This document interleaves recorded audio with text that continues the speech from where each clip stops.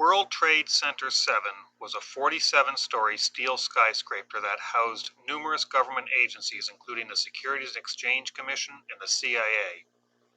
It had some office fires, particularly on the SEC floors, where many key Enron and WorldCom files were lost. No other steel skyscraper has ever collapsed due to fire, yet remarkably, late on September 11th, it fell straight down at near free-fall acceleration for almost 100 feet, even though no airplane ever hit it. The National Institute of Standards and Technology, or NIST, was tasked with solving this most amazing collapse. One unique piece of steel was found by Professor Jonathan Barnett, a fire protection engineer. He found a 1-inch thick steel column from World Trade Center 7 reduced to a half-inch thickness with gaping holes, curled like a paper scroll, thin to almost razor sharpness with a Swiss cheese appearance. And Professors Biederman and Sisson of Worcester Polytech confirmed the presence of eutectic formations on the steel. The Swiss cheese appearance shocked all of the fire-wise professors, who expected to see distortion and bending, but not holes. And the New York Times called these findings perhaps the deepest mystery uncovered in the investigation. FEMA conducted a preliminary building performance study in 2002. In an Appendix C of their report, they mentioned the mysterious eutectic mixture that attacked this steel. The severe corrosion and subsequent erosion of the samples are a very unusual event. No clear explanation for the source of the sulfur has been identified. So what is a eutectic mixture? It's an alloy or mixture whose melting point is lower than that of any other alloy or mixture of the same ingredients. As the sulfur content of iron oxide increases, the melting point decreases. So the problem is, what is the source of the sulfur that causes steel to look like Swiss cheese? There are two primary theories. The mainstream explanation is that the source of the sulfur was from normal building materials found in the rubble. In 2006, Frank Greening prepared a report outlining potential sources of sulfur. Dr. Greening identified the following major potential sources of sulfur: gypsum wallboard, diesel fuel oil, and molten aluminum reactions with gypsum. Mainstream media, such as movies, have said the sulfur came from masses of gypsum wallboard that was pulverized and burned in the fires. But independent scientists have developed their own studies that suggest other sources for the sulfur in the eutectic mixture. Specifically, various incendiaries, including thermate, was a contributing cause of the intergranular melting. The main chemical reaction in thermate is the same as thermite, but it also contains sulfur. Sulfur generates a eutectic system when molten thermate interacts with iron or steel, lowering the melting point of iron. But scientists on both sides wanted NIST to address this critical evidence in their final World Trade Center 7 report. Professor Jones said NIST should do an easy experiment in the presence of gypsum and then test whether sulfur has entered the steel. And Dr. Greening wisely wrote at the end of his report, by way of verifying these conclusions, it is suggested that NIST fire tests should be repeated using more realistic environments that include shredded aluminum alloy 2024, crushed concrete and gypsum, water, rusted steel, aviation fuel, plastics, etc.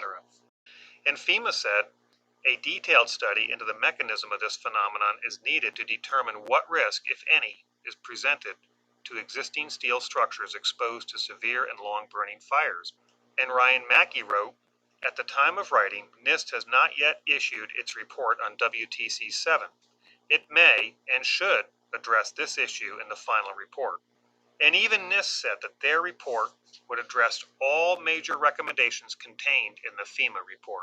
Unfortunately, NIST did not address this issue in their WTC-7 final report, nor conduct any experiments as suggested by Dr. Greening to verify the gypsum board hypothesis. So how can we tell who is not correct?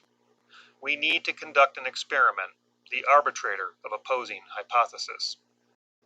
I used a W12 by 50 wide flange beam, which has thinner flanges than the original steel used in WTC-7.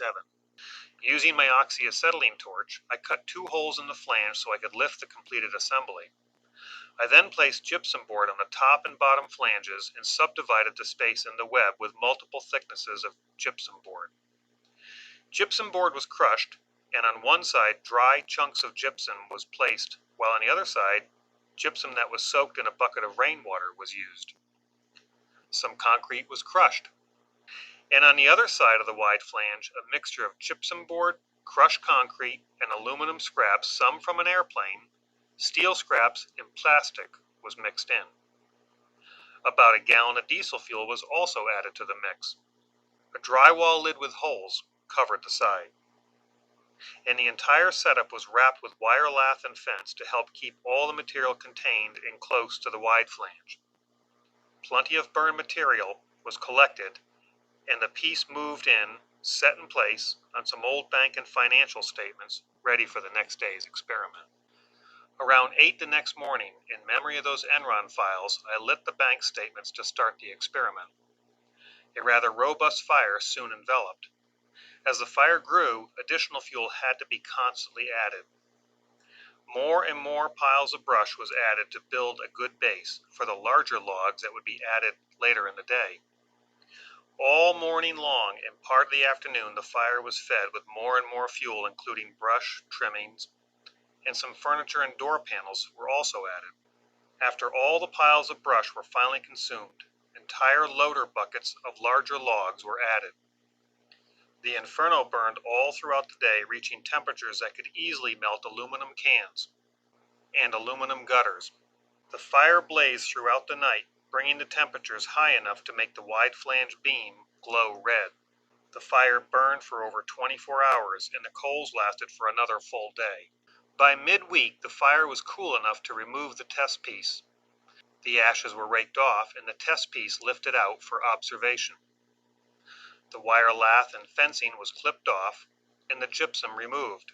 For the most part, all the aluminum scrap was gone, with the exception of a few small blobs. The steel beam did not have any holes whatsoever. In fact, it was still quite solid and sound. The aluminum, concrete, drywall, diesel fuel, and building materials did not cause any intergranular melting. So, if the concrete, drywall, aluminum, and diesel fuel did not cause the intergranular melting and sulfidation, then some uncommon substance that is not normally found in buildings must have caused it. And that uncommon substance must have been inside the structure before their destruction. Most people cannot accept the implications of the science behind 9/11 and think I must be wrong. So if you think I'm wrong, prove me wrong by experiment. But remember, there may be a reason why diesel storage tanks don't look like Swiss cheese, and why drywall is placed directly on steel stud framing and structural steel for fire insulation, and a reason why those Firewise professors were so perplexed. And even though the Firewise professors, FEMA, Mr. Mackey, and Dr. Greening all suggested that NIST should test and investigate to find the source of the sulfur, there is a reason why NIST ignored all their advice and never conducted any experiments or found that source of sulfur to solve this deepest of mysteries. Perhaps NIST knew the most logical cause of the sulfidation of the steel is from some type of thermitic reaction because it matches all other evidence, such as the molten steel or iron flowing out the side of the tower well before its collapse, the iron spheroids found in the dust, which is a direct byproduct of a thermitic reaction, the NASA thermal images of the rubble piles indicating very high temperatures days after the event that can be caused by ongoing thermitic chemical reactions, and the high-tech explosive nanothermite found all through the dust. And of course the fact that the remarkable collapse supposedly from a new phenomenon called thermal expansion due to an office fire looks exactly like a controlled demolition. The murder of thousands on 9/11 wasn't considered a crime, and therefore never investigated as a crime, which may be why so much forensic evidence is ignored, such as the iron microspheres and the explosive nanothermite found in the dust, and that mysterious eutectic steel. Don't they deserve some justice?